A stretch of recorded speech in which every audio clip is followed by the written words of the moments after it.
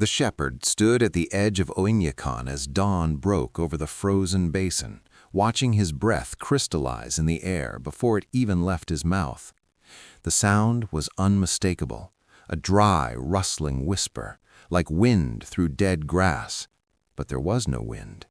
It was the sound of moisture turning instantly to ice crystals, the sound of -62 degrees Celsius turning biology into physics.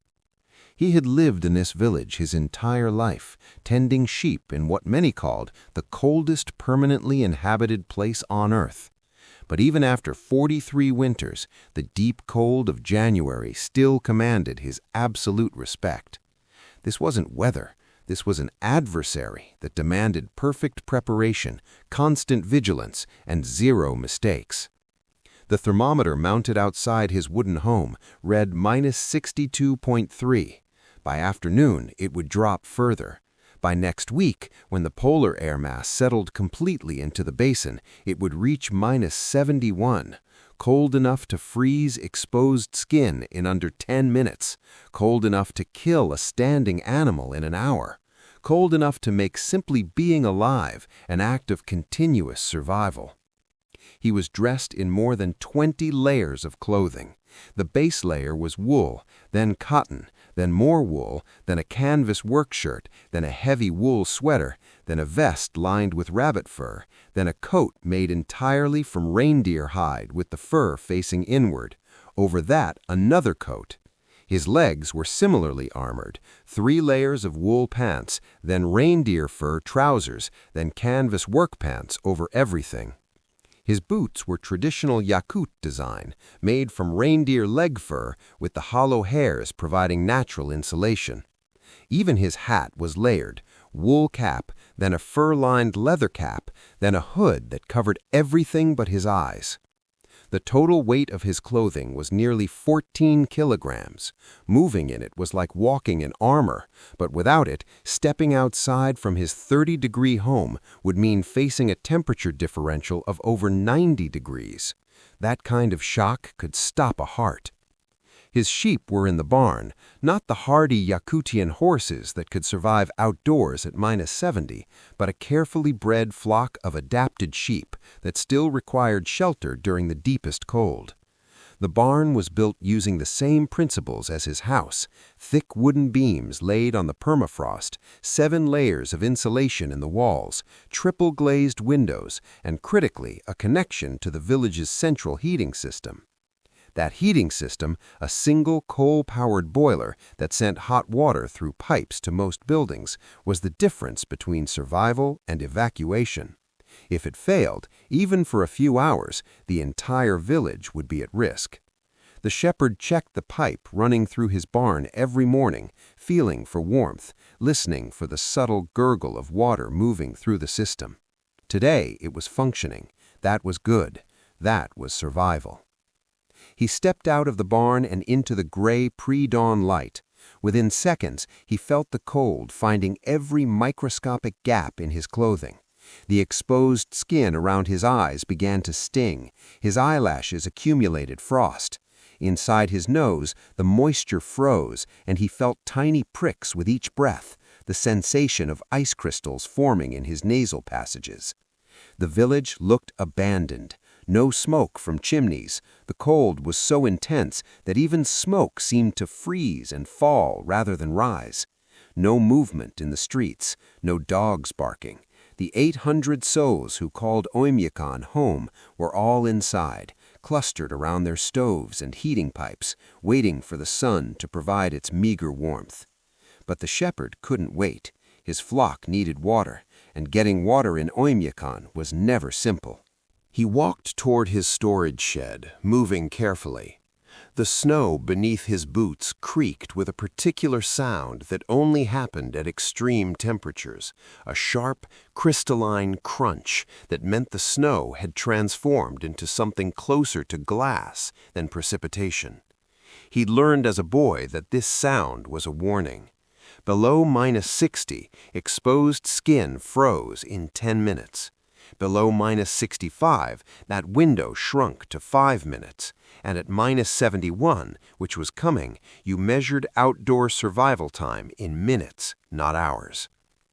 The storage shed was unheated, intentionally. In Oymyakon, you didn't need refrigerators, you just needed an unheated room. Inside, the shepherd kept his supplies: frozen mutton from last year's culling, blocks of ice he'd harvested from the river, bags of grain that had to be shipped in because nothing grew in permafrost, and his tools, axes, chisels, shovels, all designed for working in extreme cold. He grabbed a large metal chisel and a wooden mallet, loading them onto a small wooden sled. Today's task was ice harvesting.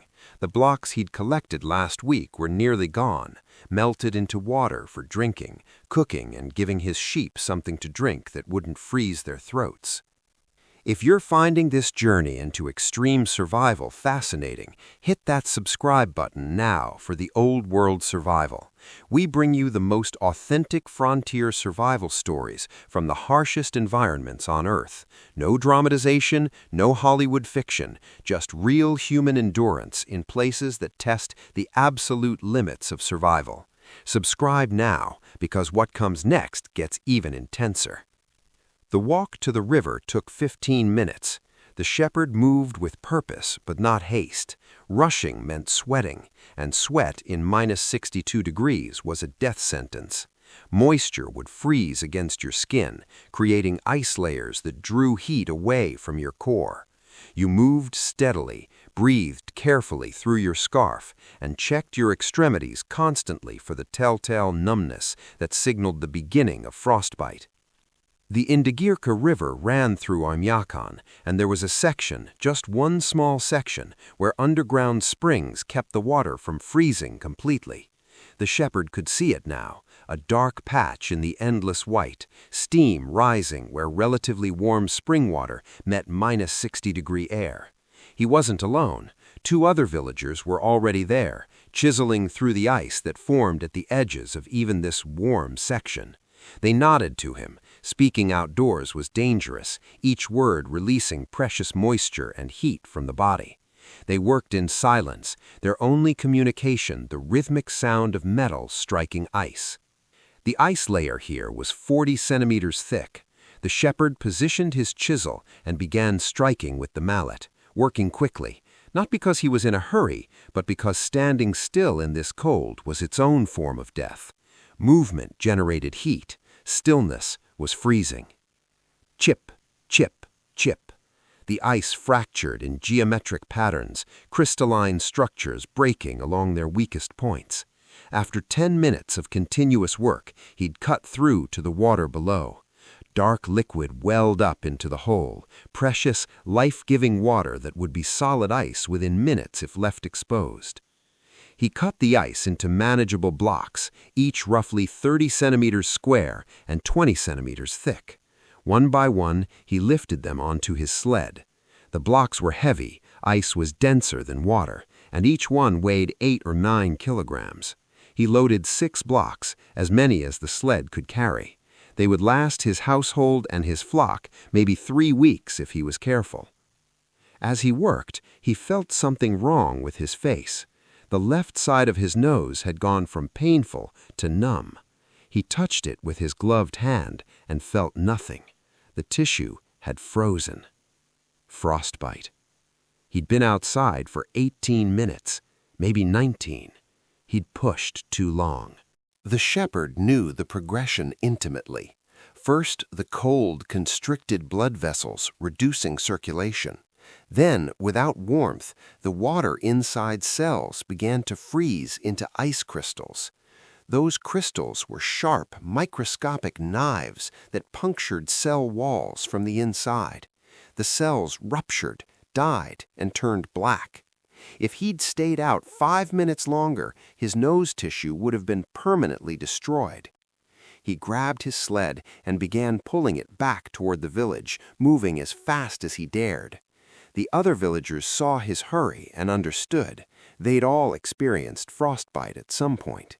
It was the price of living here, the tax that Oymyakon collected from everyone who called it home. He reached his house and stumbled inside, into the warmth that felt like fire against his frozen face. His wife took one look at him and knew immediately. She grabbed a cloth soaked in aloe and alcohol, the traditional remedy, and pressed it gently against his nose. "Don't rub," she said quietly. "You'll damage the vessels."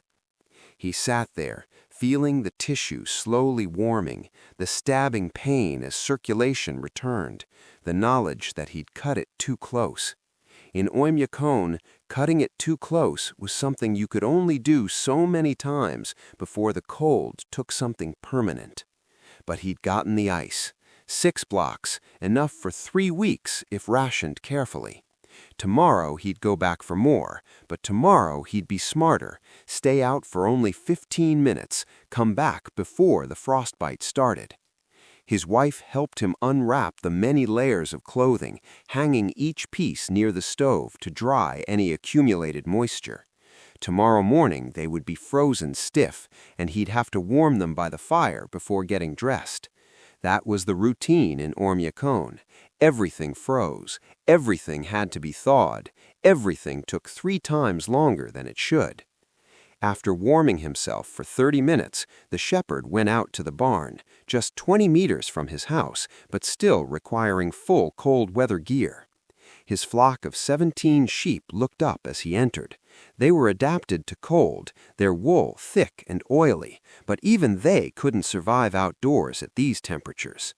He broke off chunks from one of the ice blocks he'd harvested and placed them in a metal trough positioned near the heating pipe. In an hour, they'd melt into water the sheep could drink. For now, they had hay, dried grass harvested during the brief summer and stored in massive piles that dotted the village. But even this routine revealed the brutal reality of life at minus 62 degrees. When he'd left the barn earlier, he'd hung his spare coat on a hook near the door. Now it was frozen solid, the leather stiff as wood, ice crystals coating every fiber. He'd have to warm it by the small stove in the barn before it would be flexible enough to wear again. Everything froze. Everything required constant attention. Everything was a battle against entropy and cold. The shepherd checked on each animal, looking for signs of cold stress, lethargy, shivering, ice accumulation around their mouths. They seemed fine for now, clustered together for warmth, their breath creating clouds of steam in the barn's relative warmth. As he worked, he thought about the next week. The temperature would drop further, reaching the minus 71 that Oymyakon was infamous for. At that temperature, his outdoor time would shrink to maybe 10 minutes before frostbite. The sheep would need constant monitoring, the ice blocks would have to be harvested more frequently, and there were other tasks he'd been avoiding, tasks that required extended outdoor exposure. The outhouse, for instance. In Oymyakon, there were no indoor toilets. No sewage system could function when the ground was frozen to a depth of hundreds of meters. Instead, every household had an outhouse in their yard, an unheated wooden structure that was perhaps the most dreaded aspect of life in the village. Using it meant getting fully dressed in 20 layers, walking outside into killing cold, and then sitting exposed while your body tried desperately to conserve heat. The waste froze instantly, accumulating in columns that sometimes grew to 2 meters high before someone had to break them down with a chisel.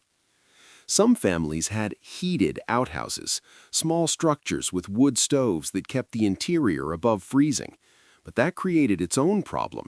Without ventilation, the smell accumulated to unbearable levels. It was a choice between freezing and suffocating. The shepherd's outhouse was unheated. He'd made that choice years ago, deciding that cold and speed were preferable to warmth and smell. But at minus 62 degrees, even that brief exposure was dangerous. He'd have to deal with that soon, but not today. Today, with his nose still recovering from frostbite, he'd done enough. The sun was higher now, providing light but no meaningful warmth. The thermometer read minus 63.1, still dropping. By tonight, it would be -65. By next week, -71. The shepherd returned to his house, fed the stove, checked the heating pipes, and allowed himself to rest. Tomorrow would bring the same battles: ice harvesting, animal care, fighting against a cold that never relented and never forgave mistakes. But for now, in this moment, in the relative warmth of his 7-layer walls and triple-glazed windows, he was alive. His flock was alive. His family was safe. In Oymyakon, that was victory. The second day of deep cold began at 5 in the morning, though morning was a generous term for the pitch-black darkness that still covered Oymyakon. The sun wouldn't rise for another 3 hours, and when it did, it would barely clear the horizon before beginning its descent again. In January, daylight lasted 4.5 hours at most. The shepherd woke to the sound of ice cracking somewhere in the house, a sharp snap as wood contracted in the extreme cold, or perhaps frost breaking free from a wall. These sounds were constant companions during the deep winter, the house itself groaning and settling as temperatures outside dropped even further overnight. The thermometer outside his bedroom window read -65.2 Celsius. He lay in bed for a moment, gathering the mental strength to leave the warmth of his blankets. His wife was already up, stoking the fire in the main room, adding coal to keep the stove burning hot. They went through nearly 200 kilograms of coal per week during January, and even that wasn't quite enough. The heating pipes from the village boiler helped, but they only maintained baseline warmth. Real comfort required constant fire maintenance. Getting dressed was a process that took 20 minutes. Each layer had to be checked, had to be positioned correctly, had to overlap properly with no gaps where cold could penetrate. His wife helped him with the outer layers, the heavy reindeer fur coat that weighed 7 kilograms by itself, the thick fur hat that covered everything but his eyes, the scarf that wrapped around his face 3 times. Before going outside, he ate a breakfast of boiled mutton, dark bread that had been thawed by the fire, and tea so hot it steamed in the cold interior of the house. Calories were survival fuel at these temperatures. The human body burned energy at 3 times the normal rate just trying to maintain core temperature. Then, fully dressed and fortified, he stepped outside into the pre-dawn darkness. The cold hit him like a physical force. Even through all his layers, he could feel it probing for weakness, searching for any gap in his armor. His breath froze instantly, creating a cloud of ice crystals that hung in the still air. There was no wind. There was never wind in Oymyakon's basin. The cold just settled and stayed, growing heavier and more intense with each passing night. His first task was the barn. He made the 20-meter walk carefully, watching where he stepped. In this cold, a fall could be fatal, not because of injury, but because getting back up while wearing 14 kilograms of frozen clothing was exhausting, and exhaustion led to sweating, and sweat led to hypothermia. Inside the barn, his 17 sheep stirred as he entered. They looked healthy enough, but he noticed ice crystals forming around the nostrils of 2 of the younger animals. That was concerning. It meant the barn's temperature was dropping despite the heating pipe running through it. He checked the pipe itself, running his gloved hand along its length. It was warm, but not as warm as yesterday. The central boiler probably struggling under the increased demand as temperatures dropped. Every household would be burning their stoves hotter, drawing more heat from the shared system, creating competition for a limited resource. The shepherd made a mental note. If the pipe cooled much more, he'd need to bring the youngest sheep into his house. It would make the living space crowded and smell terrible, but it would keep them alive. He broke ice blocks into the water trough and checked the hay supply. The sheep had eaten through more than he'd expected. Cold made them hungry, their bodies burning calories just to stay warm, the same as humans. He'd need to bring more hay from the main storage pile today, another task that required outdoor exposure, another risk in the accumulating calculus of survival. After tending the flock, he faced the task he'd been dreading, the outhouse. The small wooden structure stood 15 meters from his house, looking sinister in the darkness. Its door was coated with frost, and he could see his breath forming ice on the wooden walls, even from several paces away.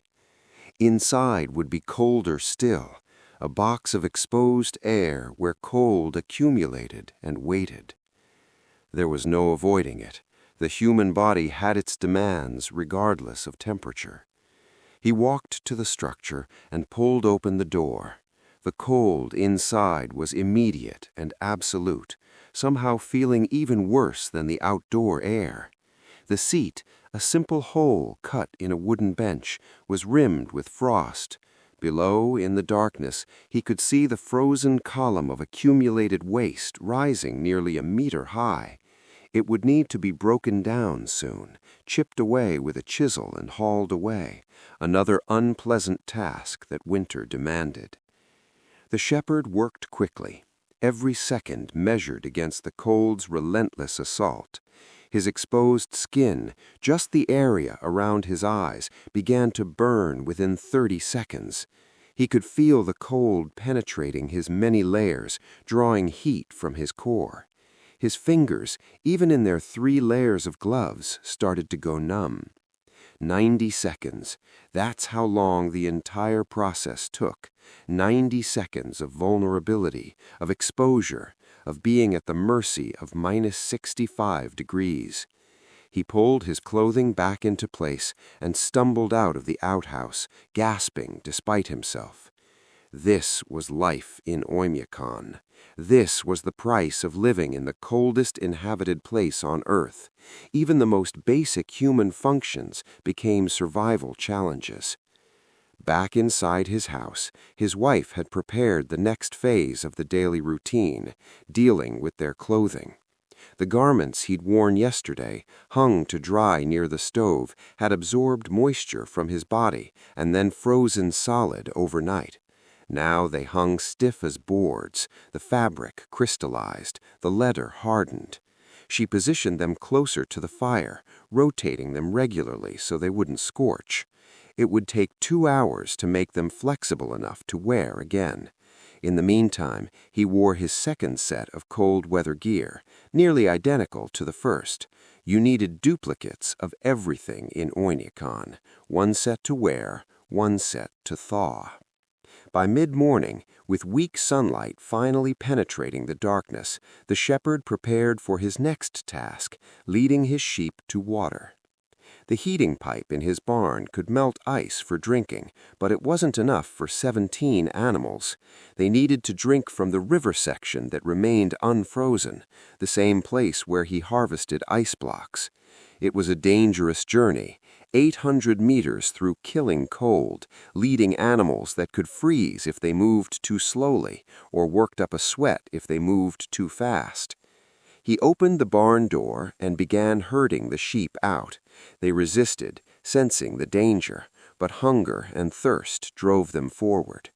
The flock moved as a tight cluster, their bodies pressed together for warmth, their wool coated with frost within seconds of exposure.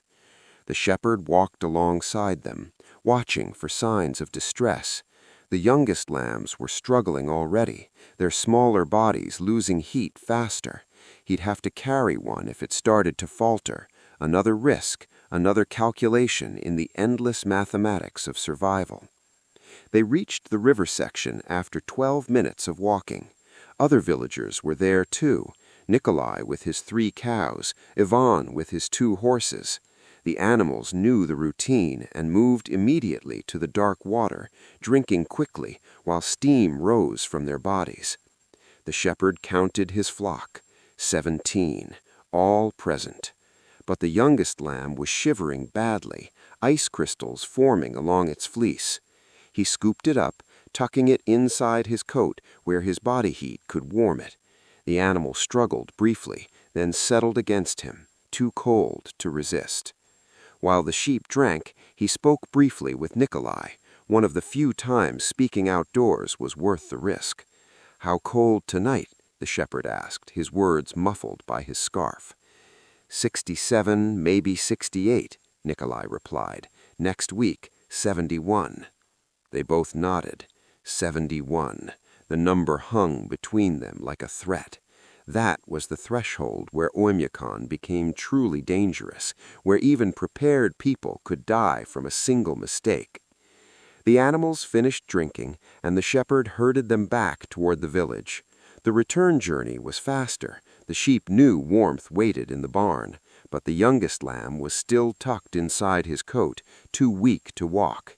He'd have to keep it in the house tonight, bottle-feed it, give it a chance to recover. Back at the barn, he counted again.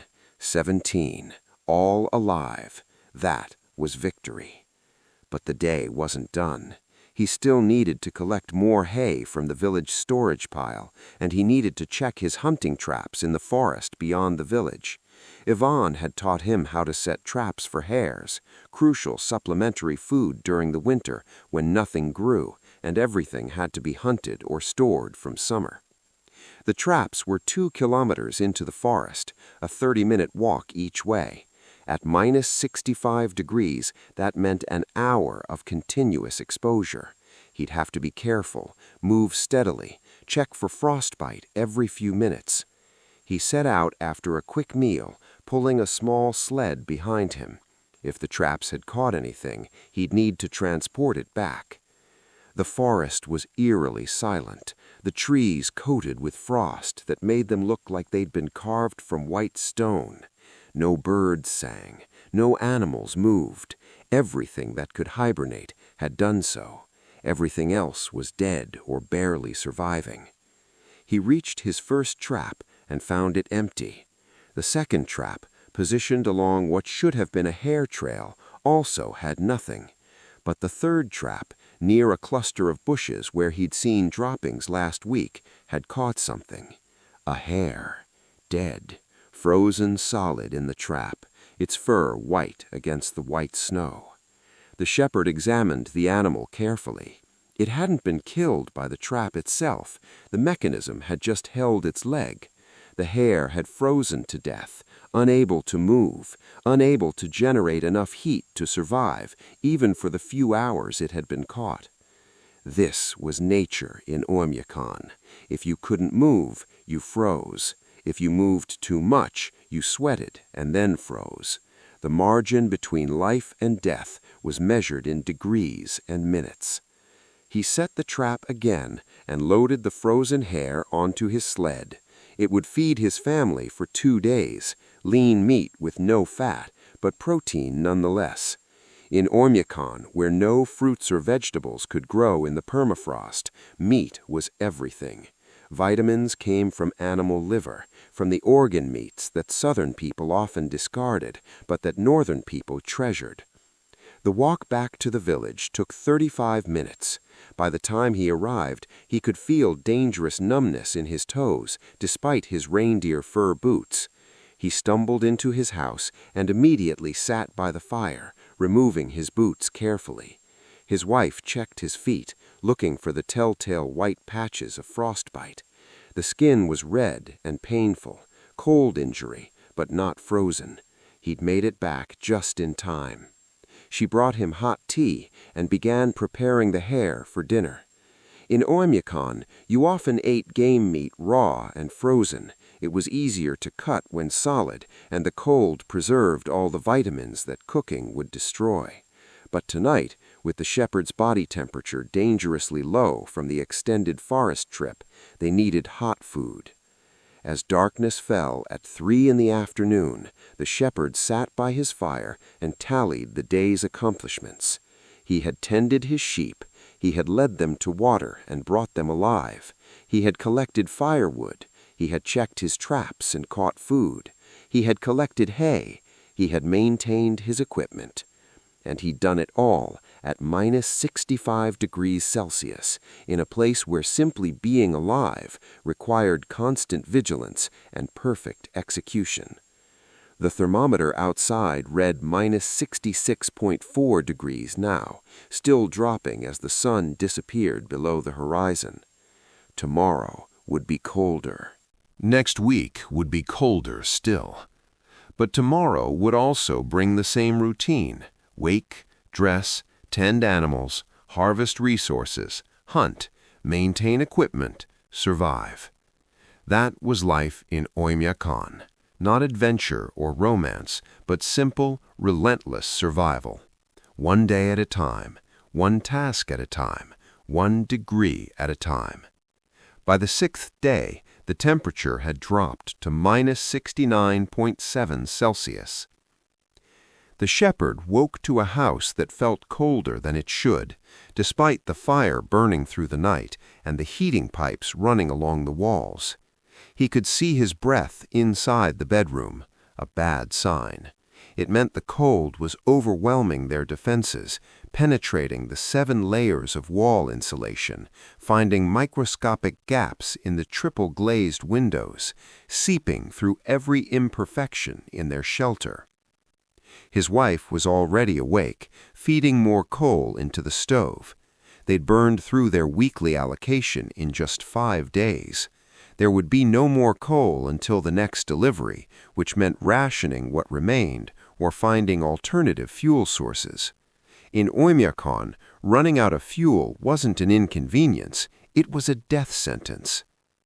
"The pipe is cooler," she said, without looking at him. She didn't need to explain which pipe. The central heating line running through their home had been losing temperature steadily for 3 days now. The village boiler was struggling, stretched beyond its capacity by the unprecedented cold. The shepherd dressed in the darkness, his movements automatic after decades of practice.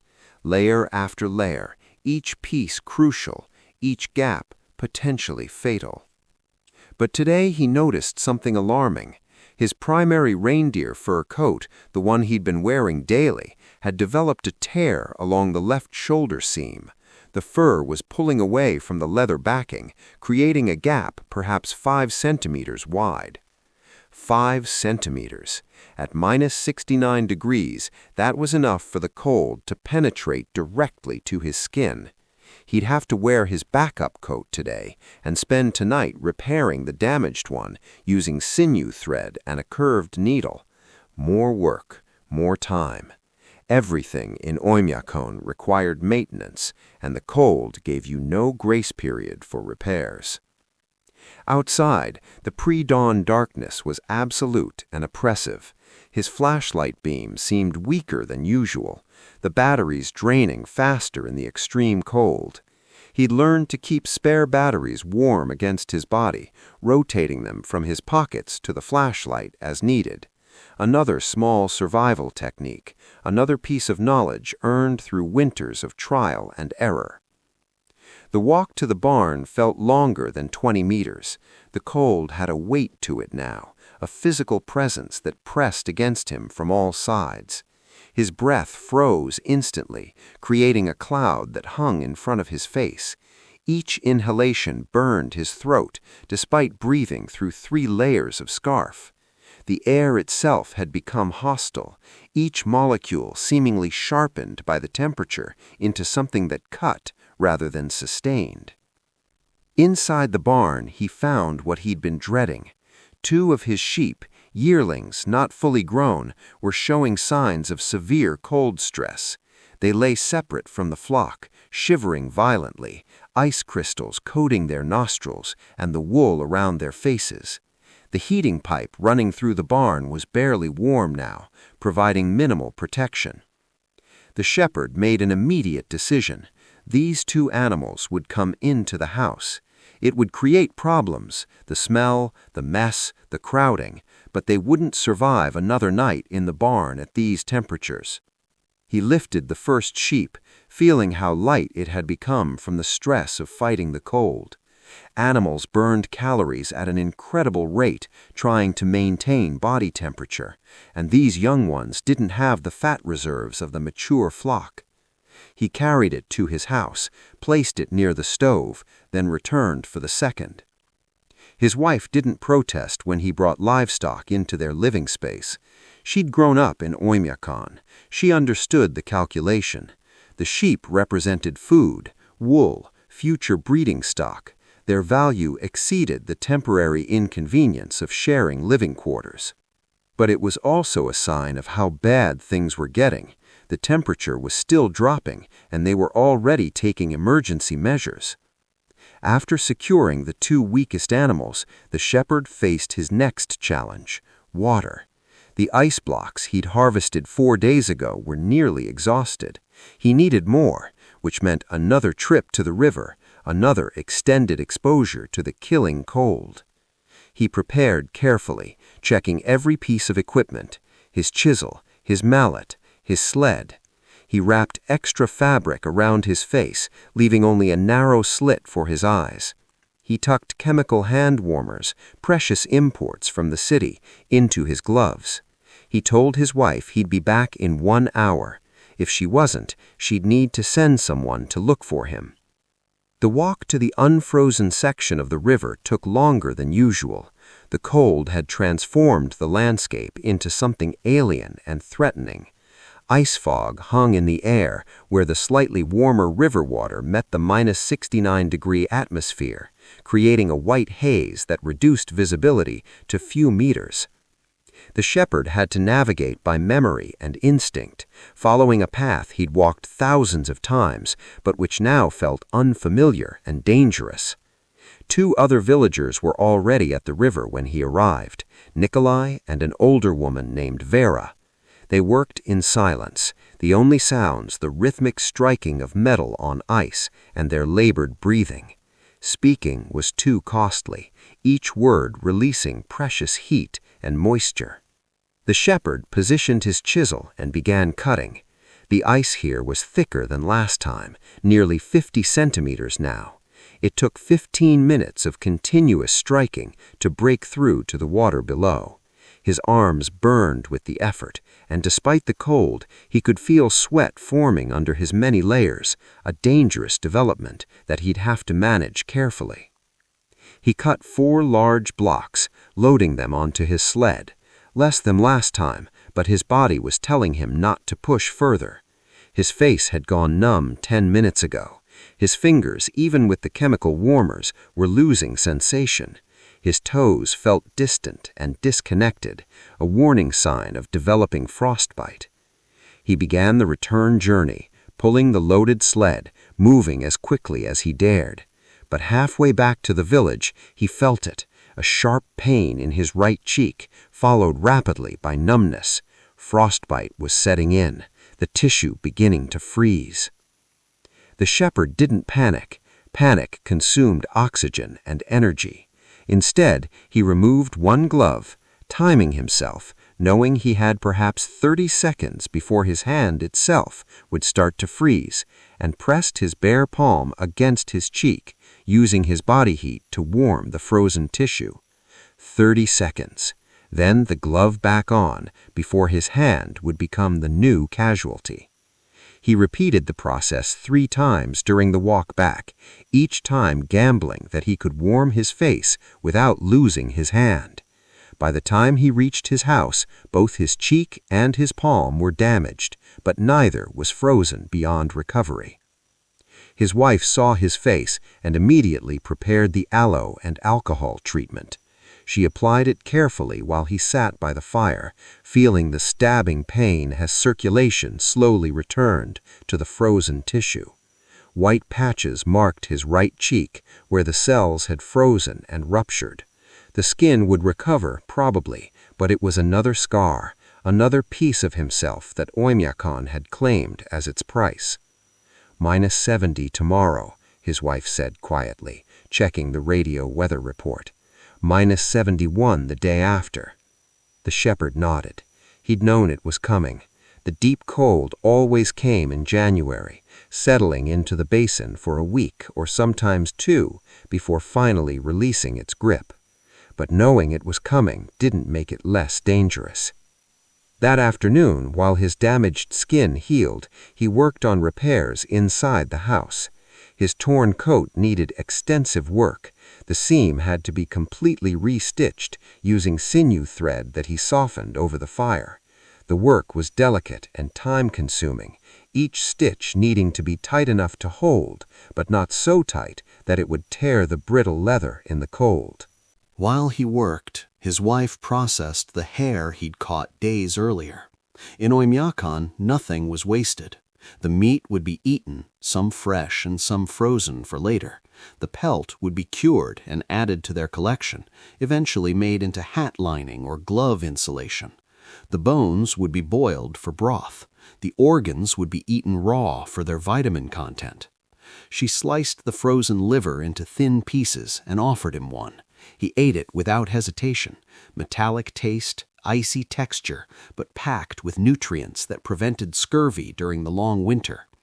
In a place where no vegetables grew, where fruits were an impossible luxury, you ate every part of every animal and learned to be grateful for it. The 2 sheep he'd brought inside were recovering, lying near the stove and eating hay he'd placed within reach. Their presence made the house feel crowded and smell of livestock, but they were alive and warming. Tomorrow he'd check the rest of the flock, see if any others needed rescue. As darkness fell at 3 in the afternoon, the shepherd checked his remaining supplies. Coal for maybe 3 more days if they rationed strictly, firewood for a week if they burned it carefully, food for 2 weeks, mostly frozen mutton and some grain, ice blocks for 10 days of water if they used it sparingly. The calculations were always there, always running in the background. How long could they survive if the coal didn't arrive? How many animals could he afford to lose before the flock became unsustainable?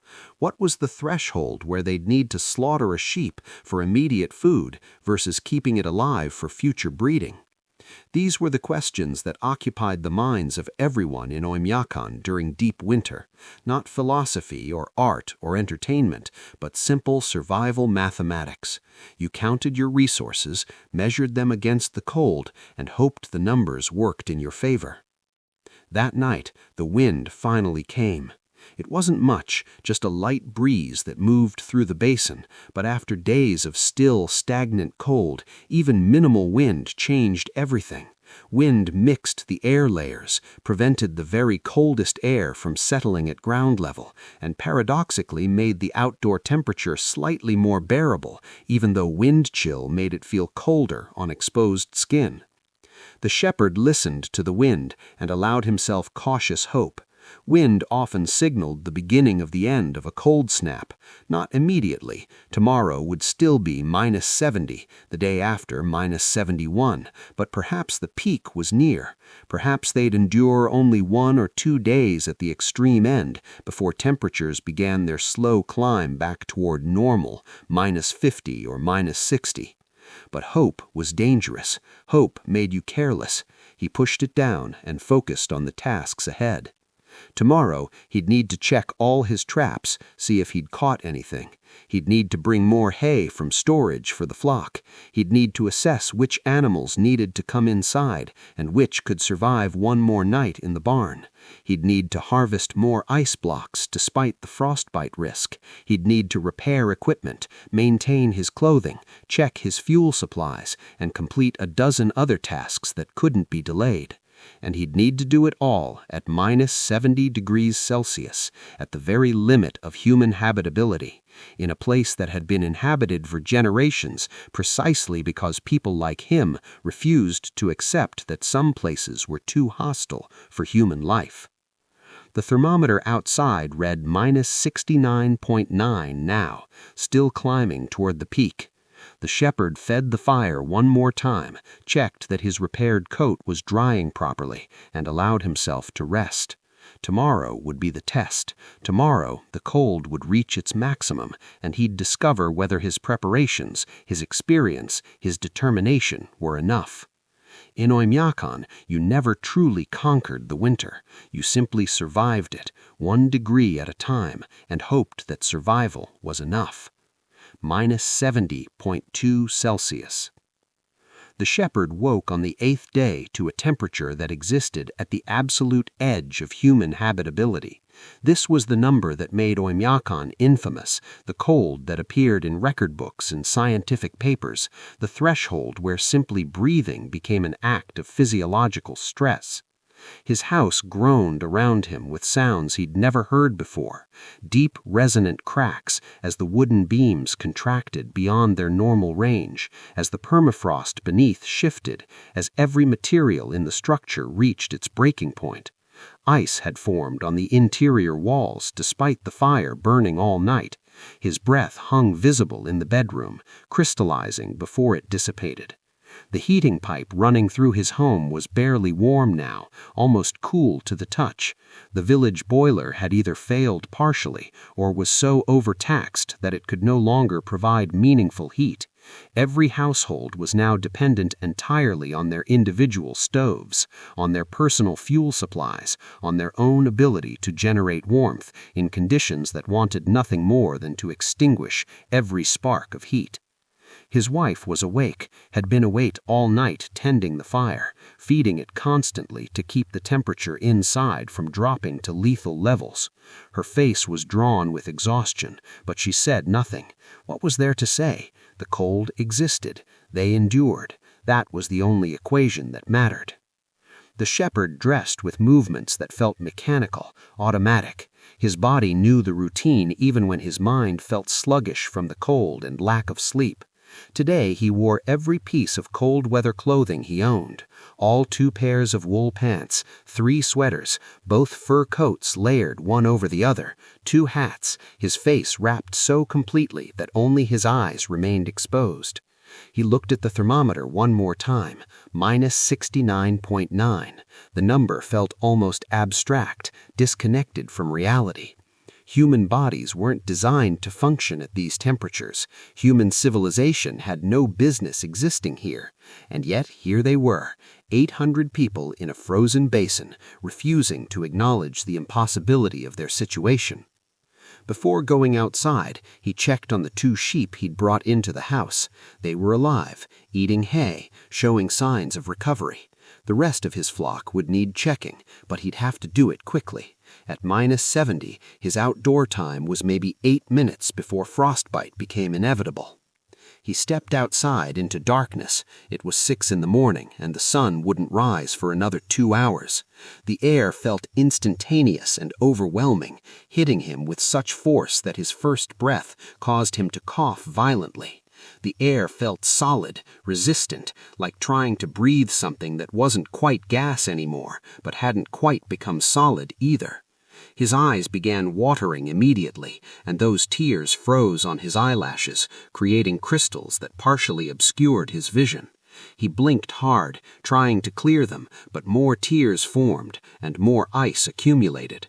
Within 30 seconds of exposure, his eyelashes were coated with ice, his breath was forming a frozen mask on his scarf, and his nose hairs had frozen into stiff needles. The walk to the barn, 20 meters that normally took 30 seconds, required 2 minutes of careful movement. He couldn't rush. Rushing meant sweating, and sweat at -70 meant death. But he also couldn't be slow. Slow meant exposure, and exposure meant frostbite.